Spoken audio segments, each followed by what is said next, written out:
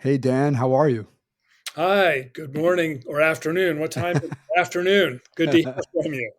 It's funny you say that. I used to listen to a podcast where the host would say, "We don't say good morning or good afternoon because the guest doesn't know what time it is, so we say good day." So good day to you. I'm doing well. so I guess to get things started, Dan, could you just tell me a little bit about the inspiration for the athlete transition study? Yeah, so the initial meeting happened kind of serendipitously. I had Hmm. a young gentleman who had played football for Syracuse, and he was interested in maybe going into a career in sports psychology. And over the course of talking to him about his experience and why he was thinking about it, we discussed a subject that has come up many times in my clinical practice and my work with athletes, which is how hard it is to make the transition away from competing at elite sports and how Hmm. little is known and how little supports are in place for those athletes.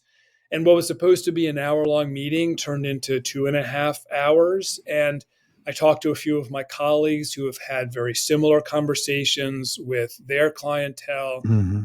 and we started looking into the research and realized just a lot more needs to be done, both in terms of understanding athletes and their experiences, but even more so than that, supporting them in getting the funding, the programming, and the general knowledge base about what kind of help they need and what they go through. So when did that first conversation take place?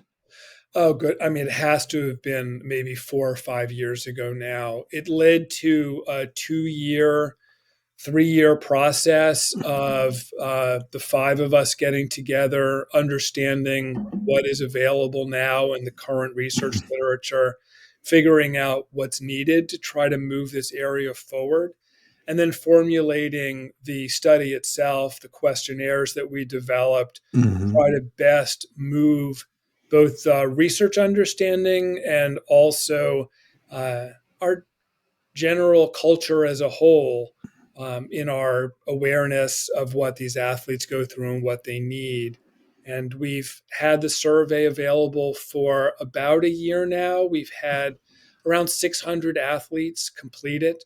We're wanting to have many, many more than that to understand as much as we can. Um, but we're in this for the long haul, so we'll just see how that goes. So in terms of I don't know, responses or response rates or just a general sort of willingness to participate, it, do you think it's you know general just an awareness issue? Meaning, like if somebody knows about it, like I took the survey, right? I'm Thank not an elite athlete, but there's a component of the survey that caters to people like me. Is it just because you need more awareness, or do you find that there are people out there that are not willing to participate? I don't know how many people are not willing to Mm. participate. I think that everyone is busy. We have a finite amount of time. Hmm. We ask for about 23 minutes, which is the average it takes to fill out the athlete survey. The one Hmm. you took, which allows us to compare elite athletes' health to people who never competed at the elite level, only takes about 10 or 11 minutes, but that's still not insubstantial. I've yet to run into someone who has been against taking the survey. I think that awareness is a big part of it, and also the knowledge that there'll be a benefit to them committing their time. I think that people can get used to volunteering their knowledge and wisdom by taking a survey and then feeling like they're just pouring a bucket of water down a well.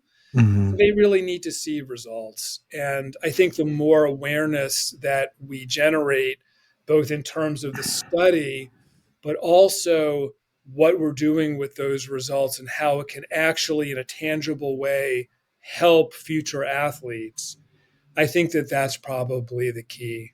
Yeah. Well, what's interesting about the non-elite survey that I took, and it was very simple. But I think for me, the most interesting part was about traumatic brain injury. As a former high school football player, I think I was asked a question about how many times have I had a concussion, diagnosed or not, and I would say that it was probably two. Mhm. But it's just interesting that I don't really like think about that. So in taking the survey, I think about awareness, but not necessarily the in the same context. I think about the awareness for myself. Like when I answered those questions, I was like, oh, right. I think I did have 2 concussions and, like, what were the impacts on me? And I think there's something to be said for spending that time taking a survey just for your own benefit to really think about, like, where you've come from and how that can be affecting where you're at today. Yeah, I appreciate that insight and observation because the nature of the questions themselves that the survey asks, I think really speaks to the experience of athletes that they go through both while they're competing in that transition out of sport, trying to cope with the changes, what it's like turning to people for support and access to resource. I think it is a self-reflective journey, and there may be some athletes that can be really challenging to have to revisit what might have been a very painful Mhm. time in their life, maybe the most painful time in their life. But on the other hand, I think that that kind of self reflection is both beneficial to a person in terms of their self awareness, but it may also let them know how important it is to try to help future athletes to have a better experience than they did. Um, in general, I found athletes are hardworking, compassionate, smart people, and they're really a remarkable group, Mhm. and they're willing to put themselves out there if they feel it's for the better good of the team. And their team is athletes, Yeah. whether they're past, current, or future. And I think they're willing to make the commitment of thinking about some of these things if they feel it will come to a good end. The health piece that you suggested is really a very important question for me. And part of what makes this survey unique is we'll be able to look at whether people who never played football, people who played high school only, high school and college, high school, college, professional, and for how long, and what type of experience they had for their Mhm. health, and really look at long term outcomes of whether there are concerns for even high school athletes in terms of their injury rates, chronic pain, sleep disturbance, head Mhm. trauma. Are there differences that we'll notice along that full spectrum? Because something that's understood, but maybe not generally known, the athletes who are most at risk of dying on the field are high school athletes. They are the most frequent fatal injury from head trauma victims. Um, and it's because they're in development still. They Mhm. might be lighter, but the people who play in the NFL, I mean, one, they've had a lot more time training, so they really do know in better Right. ways how to It's protect a skill themselves. issue, right? Yeah, Yeah, partially. but they also outweigh high schoolers by nearly double and hit a lot harder. But their brain stem and bodies have more developed, so they're better Mhm. able to cope. Um, so we want to know about those high schoolers also, what they're going through. Yeah. It seems like the brain injury piece of is pretty significant. When I looked at your website, it feels to me like it seems like it was a big driver of that conversation from the beginning in terms of understanding like what that looks like. Is that Well, a fair way to put it? well, cognitive issues gained an enormous amount of attention Mm. from the CTE stories breaking in the 2000s, which sort of like the Will Smith movie um, Mhm. and um, oh my goodness, the fellow is embarrassing who ended up committing suicide in jail, who was accused of murder.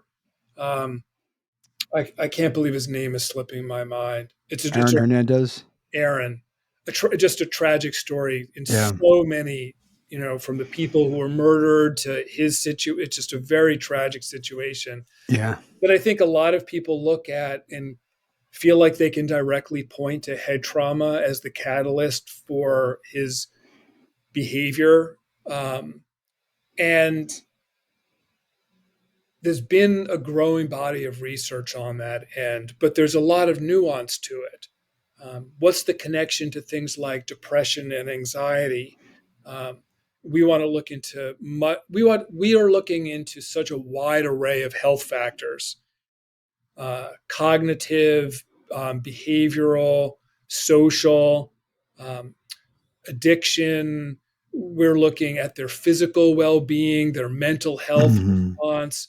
We're looking at really the whole person for their long-term wellness outcomes, and trying to see if some of these issues, like concussions when they were playing sports, amongst many other things, may be contributing factors to outcomes that are 5, 10, 15, or 30 years later.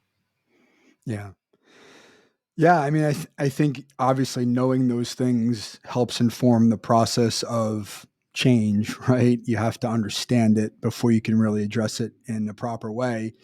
I would think the other piece of this, or one of the other big pieces of it, is identity, right? In terms of, even if somebody comes out of sport, even a football player, and their health is pristine, they didn't have any concussions, which is probably a hard thing to do nowadays, not to get away without a concussion, but they're in pretty good health and they come out the other side and they retire and they move on.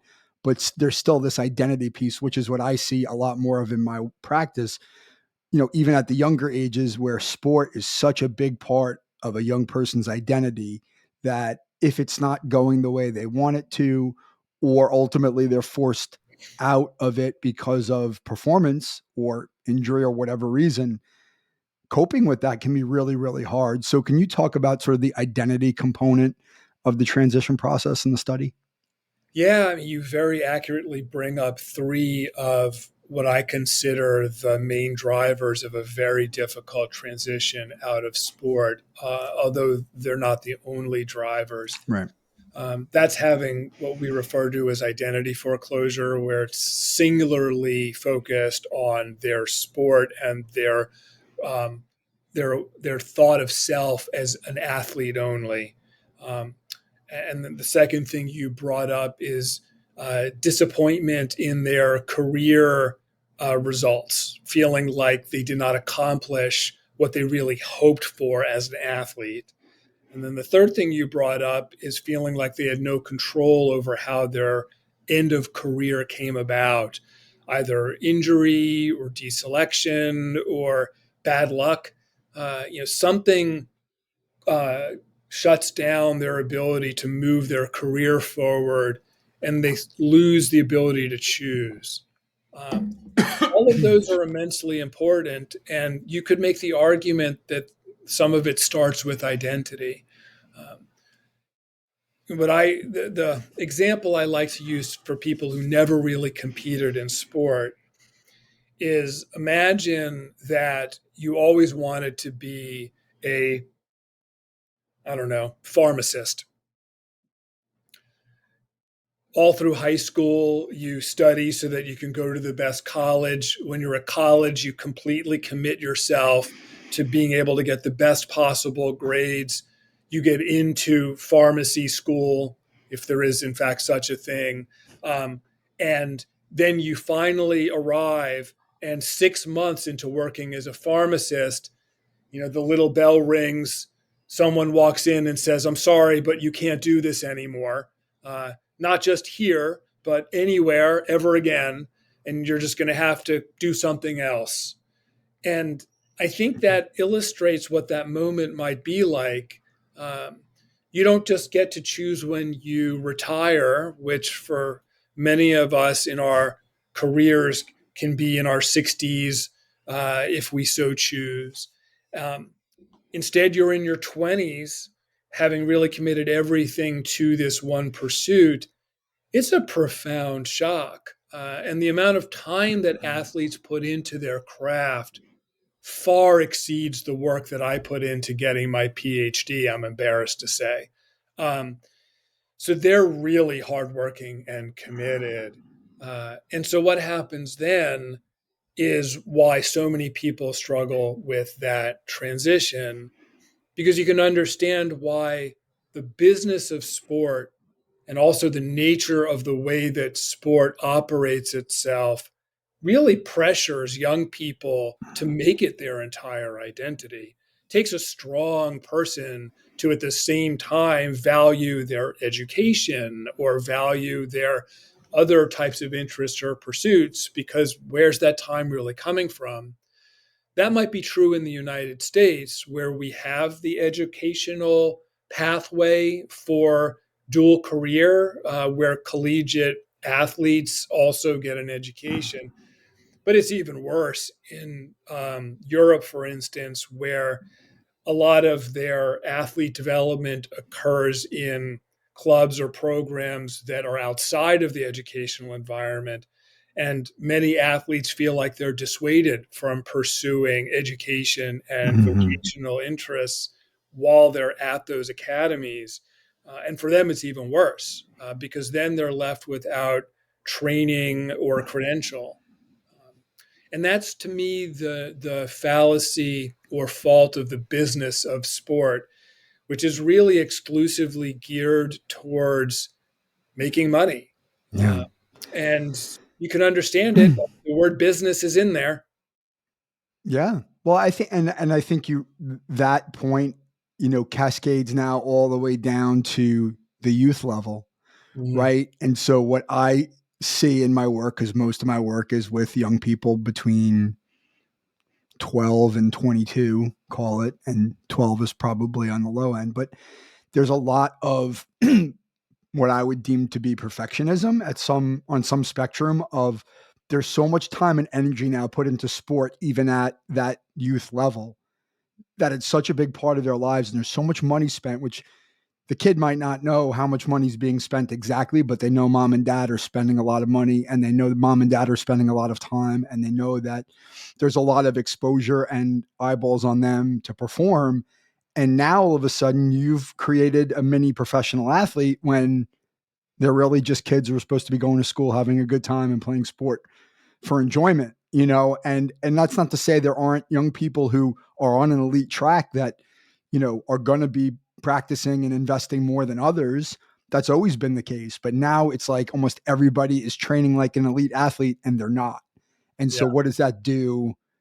What does it do to the person, right? What does it do to the person who, maybe only thinking that sport is the one path and, education or any other, livelihood or any other pursuit is not worth it, and that I think that that's a really troubling thing for me because I see a lot of it firsthand.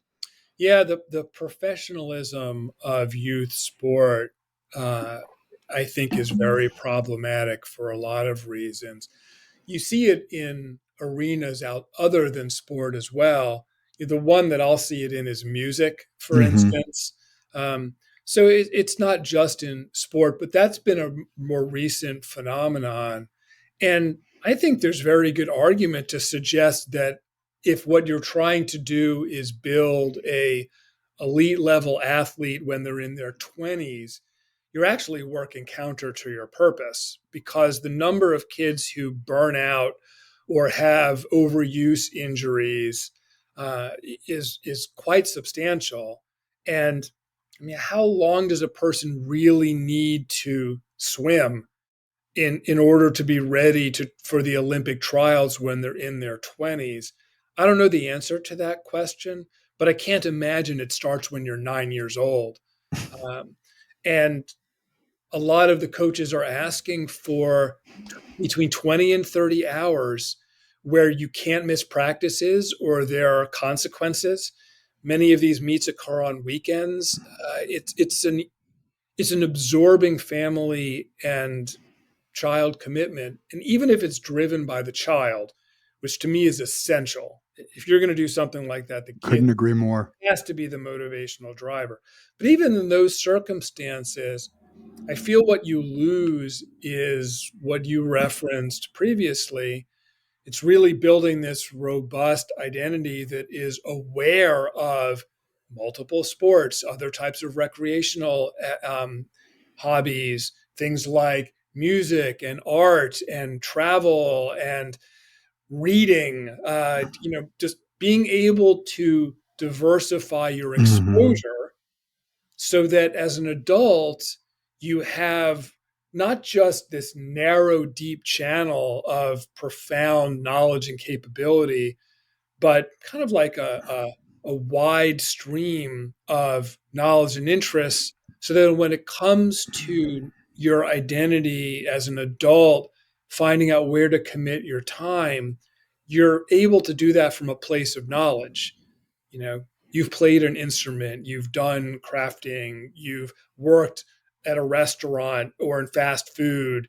You've done Right. enough things where you can make a wise choice. Yeah, you lived your life, right? And it's not in a vacuum, and it's not No, with you've tried a lot of blinders on. hats on. Tried a Yes. lot of hats on. Yeah, I mean, I think I always not that I always bring it back to my own personal situation, but I always try to sort of put it into perspective. I mean, I have young children, they're teenagers or preteen, and with their involvement in sport, it's very expensive, it's time consuming, and you also have the emotional element of seeing potential in a child, right?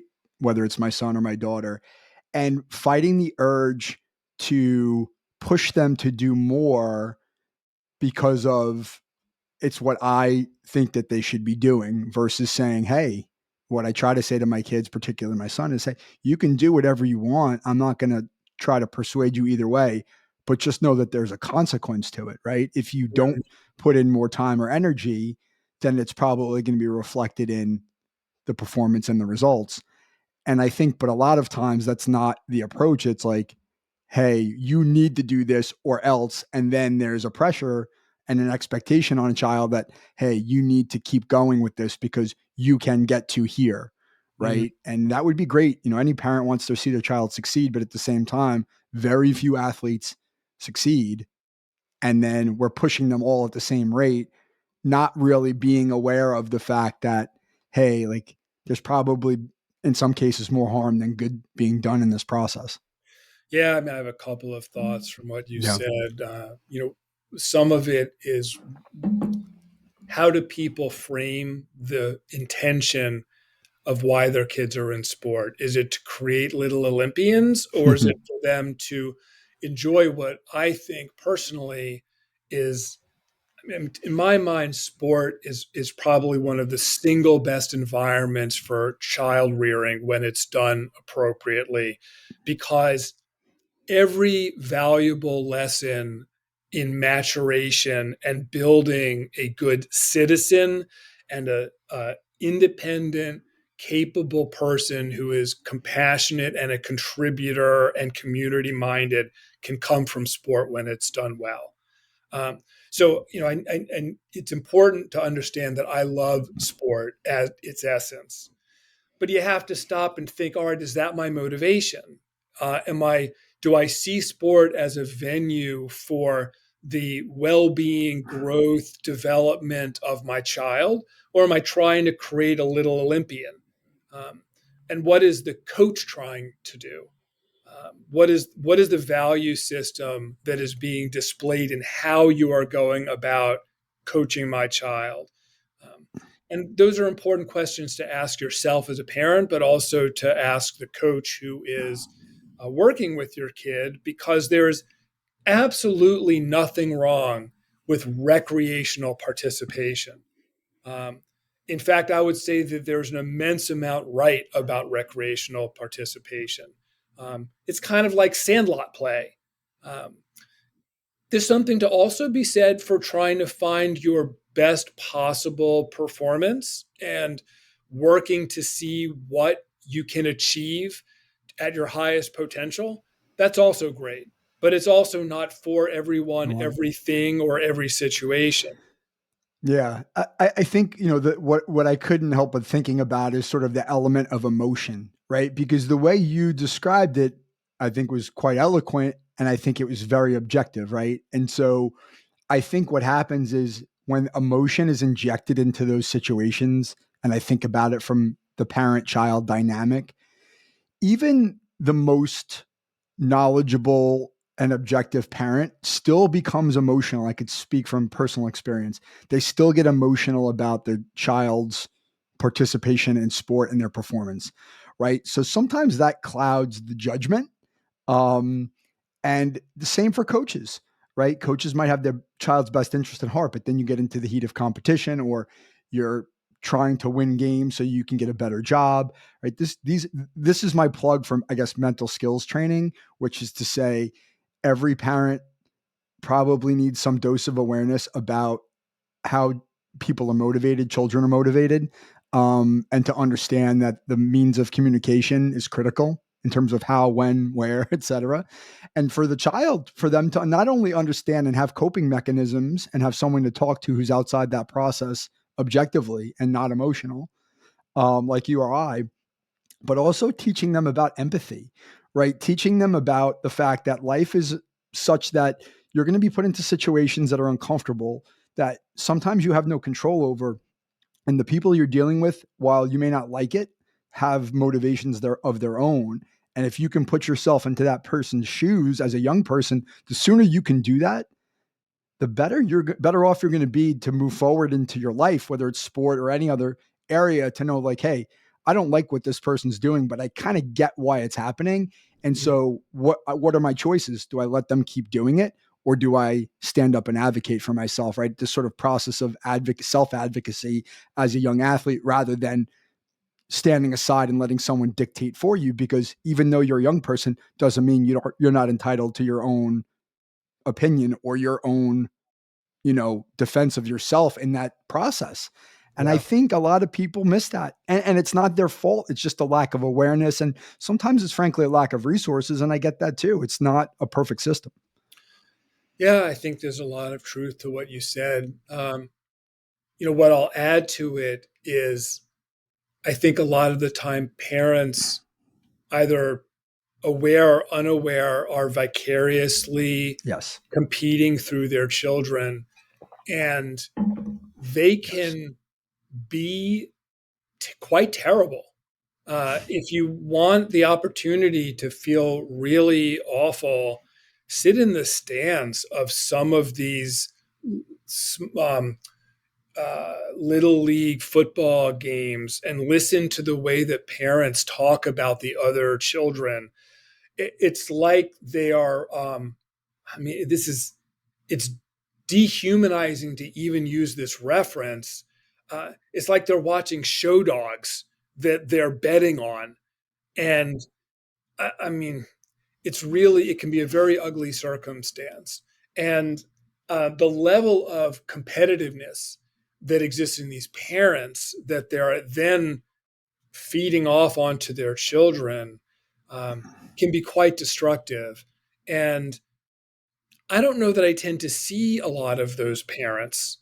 Um, I tend to see the parents, in my experience, who are more aware of the damage that can be done in these highly competitive environments, and they want their kids to feel supported. Mm-hmm. So I think a lot of the time I don't feel like I have access to the parents who are of the mentality that I'm speaking of. They wouldn't come in and talk to someone like me because they know what they would hear.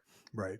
So that's actually a really interesting point, and it's sort of a coincidental. I had a conversation this morning with somebody, and I was telling them about what I do, and we were talking about what she does for a living. And she said, "You must come across a lot of micromanaging dads." And I said, "Truthfully, I don't, because the people who come to see me have self-selected. They understand that they've sort of reached their limits and capabilities of being able to help their child.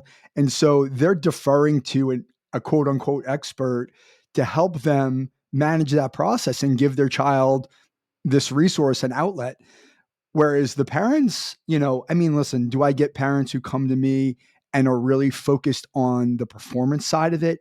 And that if the results aren't there, then it's my fault once in a while.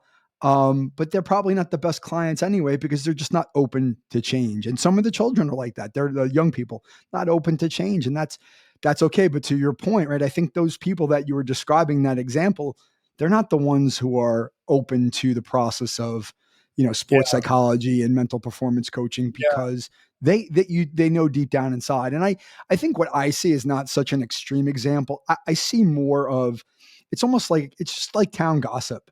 That's kind of the way I describe it, talking about different other people.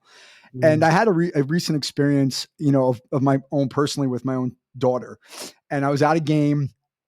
She was playing soccer, and I used to coach her. I coached the team for a bit, so I know a little bit about soccer, but I'm not an expert by any means. And I was sort of giving her instruction from the sideline, and she turned to me at one point and she said, "Dad," she's like, "I have a coach." She's like, "You're not the coach, so zip it." And I was like, she got me, like I knew she was right, and I told her after the fact, I was like, listen, I'm sorry, you were right. Like I shouldn't have said anything. You know what you're doing. You have a coach. I know better, and I still did it anyway, which sort of speaks to my emotional, my parenting. I'm feeling this like, just like it's shaking my insides because she's not doing what I think she's supposed to be doing, and that's a reflection of me. Like this whole like mental breakdown, of somebody who knows but is succumbing to the emotion. But then after the fact, recently we're walking off the field together and she was saying something about one of her teammates, sort of making a comment about their level of play. And I said, well, you have a coach and the coach is coaching them and they're doing the best they can. So like maybe you need to kind of cool it on, the commentary. And I kind of got her and she knew what I was talking about. But it goes both ways, right? And I think it's a culture, there's just, and some of it's human nature, I think, but it's a culture in sports. Like it's so competitive that we're always comparing ourselves to the next person. And we want to make ourselves feel better, or we think that that person's maybe holding a team back rather than looking at the person and saying that person's doing their best. Let's help them get better so they can be better and help us. Like it's more of this like sort of like push down mentality so I can look better. And to me, like I just as a coach, because I've coached kids, in that capacity as a volunteer, and like I just don't stand for that. Like you don't push other people down. They're doing the best they can with what they have. Let's try Yeah. to elevate them, right? Let's try to make them feel better about themselves rather than hitting them on the head and telling them they stink. I think It's not productive. no, I think it speaks to the difficult dichotomy that coaches have to navigate, Mm-hmm. which is on the one hand, you have to look at your roster like it's a chessboard. Um, and what can I do with these pieces to Right. maximize winning because my job depends on it. Um, I didn't I didn't take a job all the way out in Iowa and move my family here so that I could be the nice guy and then get fired after a bad season. Mm-hmm. So you don't winning winning for coaches is sometimes a matter of whether or not you eat. Um, Understood. Yes, but on the other absolutely. hand, I think you have to be very cognizant and aware of your athletes and helping them to grow and to nurture them. And I think you can do those things simultaneously, but sometimes it includes making very, very hard decisions when you're at the highest level. Um, and I think if you can be empathetic in that process, the athletes understand, They even do. though it's very, very hurtful. They understand, um, but it's a sad state of affairs. No one wants to give that news. Well, I think that last point that no one wants to, I think for me, it seems that perhaps the biggest element in all of this, which we haven't really talked about to a certain extent, is communication, right? Mhm. You know, if you're an athlete, you hear things that you don't want to hear often, and you kind of build up a thick skin, right? You build up a resilience because that's kind of part of the deal is a risk and reward game, right? You're putting in an investment that you don't know is going to pay off. So you kind of get used to that. And I think, I mean, I'll tie it back to retirement and transition in a bit, but like with the athletes I work with, I've had a couple of college level Division I athletes that I work with individually who've come to me about situations with coaches where they were disappointed with something that happened, say. Mhm. And I say, well, do you know why that happened? And they're like, no, I don't know why that happened. And I said, what would it be like to go talk to your coach and ask them, right, why they did what they did or why this is happening? And I'm like, do you think you could do that? And they're like, yeah, I think I could do it, because I do the same thing with them. I say, listen, your coach is getting paid to win games, right? Or win races. And, they've got not only you, but they've got a whole team of you and assistant coaches, and they've got recruiting and they've got PR and they've got administration, compliance. Like they wear that 1,000 hats. Like you're not the only person on the earth, you know? And so if you're not happy with something that's going on, like, could you go talk to them? Yes. So in all of the instances that I've had this conversation, when they come back to me, I say, well, how do you feel? And the universal answer is relief. Like, no, I didn't like what I heard necessarily, but at least I know. So now I can understand and do something about it. And I think the lack of communication, if you tie it back to the retirement process, is, am I getting honest feedback from the people around me about whether or not this is really going to happen? Right? Yeah. You know, is this going to come to an end because I just don't have it? Or people telling me things that they want me to hear or to keep me motivated? Or are they telling me things that they want me to hear because they're deluded, you know, or they're uninformed about what's next? Right? Like if you're getting honest information, as much as that might hurt, that's going to inform your decisions. And I think there's a lack of preparation in any transition, whether it's from high school to college, college to pro, and then, you know, anybody going out. I think there's just a lack of information. Well, I think a lot of kids are simply thrown into the next stage Mm-hmm. with no real clear understanding of the fact that it's even going to be hard. Right. I think that there's a lot of apprehension about it, but I don't know that any of them are simply sat down. It wouldn't even take that long and just have someone, for instance, like ourselves say, so this is what it's going to be like when you first go to college. And just that awareness of what to expect and that it's going to be hard, like you said, just simply communicating so that they know in advance or that they know what's going on, they feel a little Mm-hmm. bit of a greater sense of control.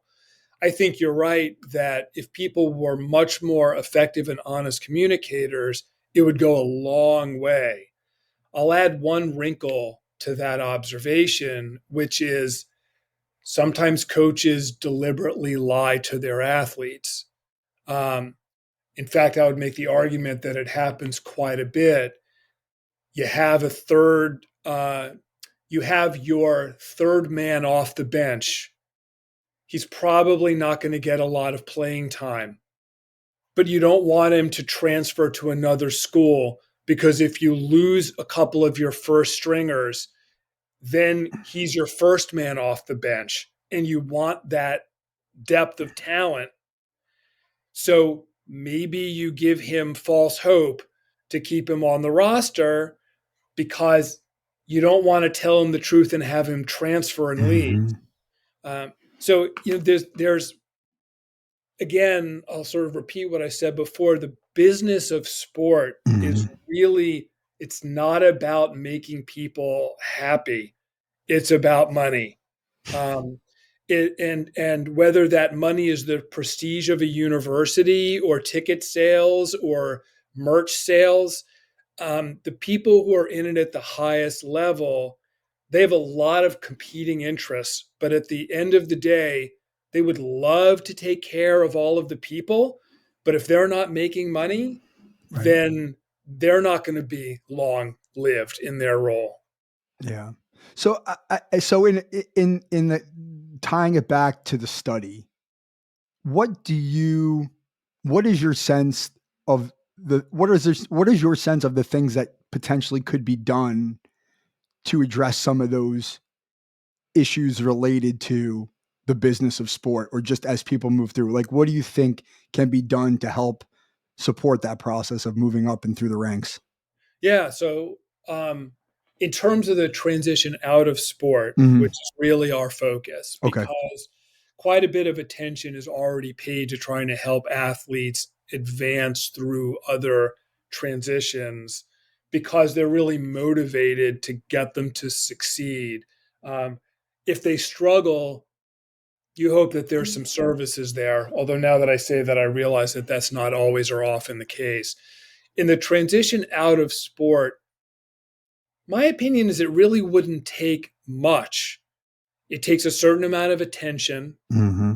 a certain amount of early intervention and awareness, and a certain amount of money. And it's really not that much when you think about what most sports bring in.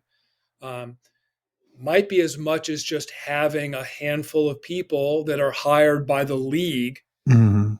to communicate with people on every team early enough that you can start this process of awareness, preparation, developing support systems, knowing what those are, connecting Mhm. people to resources, thinking about things that they can do while they are competing that can help them to Yeah. already start to identify where they might allocate their time, their resource, their energy when they're no longer competing at the highest level, rather than having this fall off a cliff experience Mhm.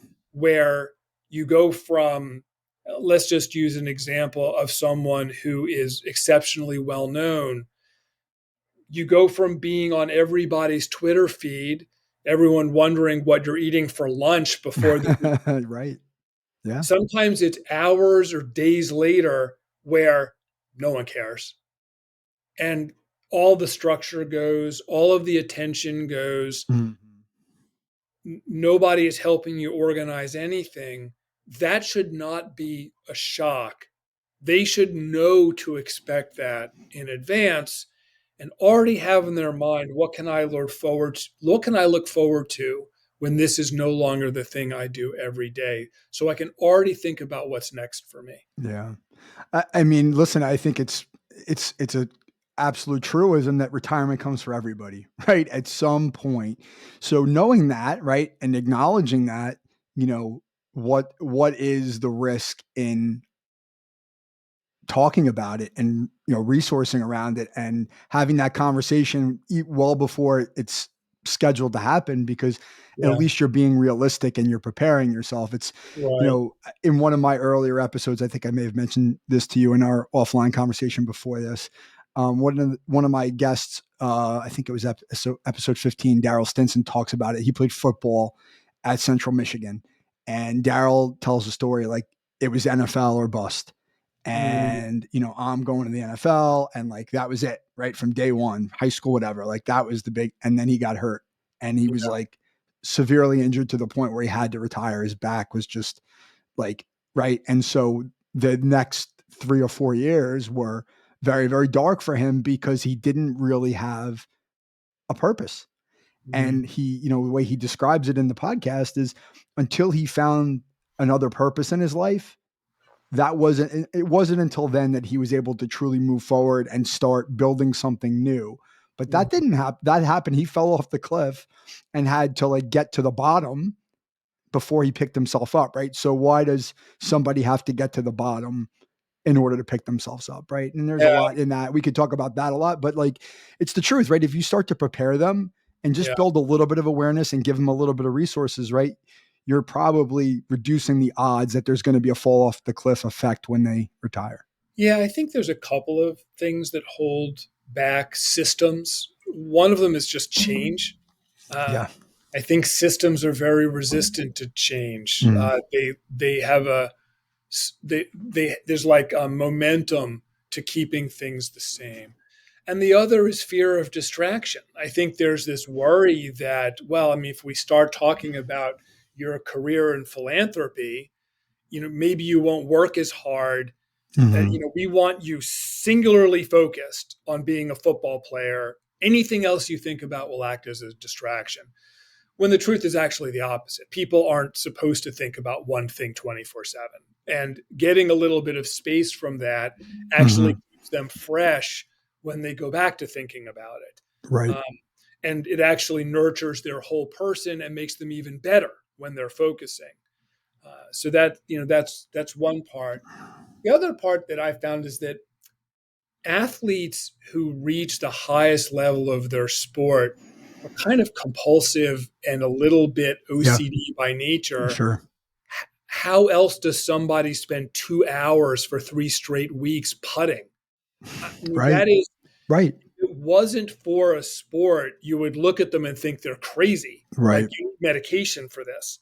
So there's a little bit of compulsiveness, I think, Right. to every athlete who reaches the apex of a single sport because we're not meant to do something that much. Um, And so they're in a way wired and also encouraged to narrowly focus their identity. That's why I say it's sort of a special athlete who doesn't allow that to happen, because the gravity well, I think, pulls them towards this singular identity. Blaming the athlete, I think, is inappropriate. I think that the culture around sports pulls for it. And that's why we need the systems themselves to change the way they go about doing it. These are kids. They do what they're told as much as Yes.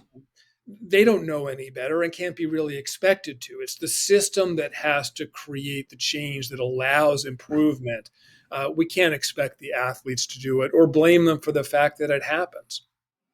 I think that's a really interesting point, and I think it does apply in the world that we work in, right? You you could try to change the system, and that's noble, right? Like, but I think for me personally, it's I know this is the system, especially when there's money involved. Like, people are just going to gravitate to that because that's human nature. So Mhm. how do we then create betterment within that system so that it's not as destructive? Yeah, so here's my pitch for the study. The answer Okay. to that is knowledge and fan awareness. Um, you have to have information that means something to people, and that happened, for instance, with CTE. And then there has to be a large enough groundswell of stakeholder awareness that this is an important issue to consider. Mhm. I mean, our retired athletes are dying and suffering at a rate that is much higher than the general population. And people need to know that and know specifically how it's happening and what we can do about it. And then systems do change. But there has to be a very strong and compelling reason, mostly because the people who hold the purse strings, I think many of them want to care. Maybe they're not quite entirely sure how, but if I were them, I would feel a very strong investment to keep things the same. Sure. It's working for me. Yeah. Listen, I think that's well said. And I think it is, it goes back to me, it goes back to the empathy point, which is to say, like, people do things for a reason. If you understand why they're doing it, you don't have to be happy about it, but it's a lot easier to make sense of it and then take appropriate action around it rather than, resisting it and, swearing at that and saying, you should be different. Well, that's just not the way it's going to be. Right. So I think it is important. And I think the more knowledge we have, the better. So if I'm looking at your website. So it's athletetransitionstudy.com. Right. And you can, from that launch point on the home page, take the survey, which anyone who has played at the elite level and is retired for more than 3 months. So you can be retired for 3 months, 3 years, 30 years. As long as you competed at the collegiate level or higher in any sport, you can take the survey. And for people who never competed at the elite level, we also have a questionnaire for you because we want to know how athletes are doing compared to the typical population. But the website also has more information about the transition experience. There's a list of resources, there's information about the people who are leading the study. If you want to share a little bit about your specific experience in transition, we have a your story page where we publish. That is not confidential. The questionnaires are confidential, but your story will be put out on the website if you want to share your experiences. And we are really hoping to get as many of you as possible to donate your time, share your wisdom. And our intention is to use that to the best of our ability to create change moving forward. Excellent. Yeah. So if anyone's listening and knows someone who is an athlete, or if you're an athlete yourself, please make the investment of the 20 or 25 minutes to contribute to this very important piece of research. So, um, as we wrap up, Dan, I'll ask you the last question that I ask everybody. It's framed different ways for different people, but if you had to give one piece of advice to a transitioning athlete or retiring athlete, what would that piece of advice be? Mm, one piece of advice, huh? You sure you don't have an hour and a half? I think that the best advice I can give is don't do it alone. Reach out to your support systems. allow people to help, to talk, to spend time with you, share, open up with the people who care, and be open to reaching out to programs and people who really want to be there for you. You'll be able to tell who those people are by the way they respond. Um, if you call up your ex coach and they're really dismissive, don't keep knocking on that door. We're looking into who the most valuable resources are for people. Generally, it's family, romantic partners, past teammates, but there's also a lot of programs that are created by ex-athletes like yourself, and they really do want to be there to help you find a new career, to help you connect to other people with similar circumstances, to help you utilize the brand name that you developed as an athlete to your own cause. Watch out for the ones that are going to ask you for a big infusion of money on the front. Those are not the ones to really stick with. Many of these are run by just well-meaning athletes who don't want others to go through the tough experience you are. So the one piece of advice I'll give is don't do it alone. Open up and share and reach out to people. That's great. And it's a great way to finish the conversation. Dan, thank you so much for coming on to the podcast and spending the time with me. I really enjoyed the conversation. It was very, very, very interesting. Mike, thank you so much for the platform, and thanks to all of your listeners. Thank you.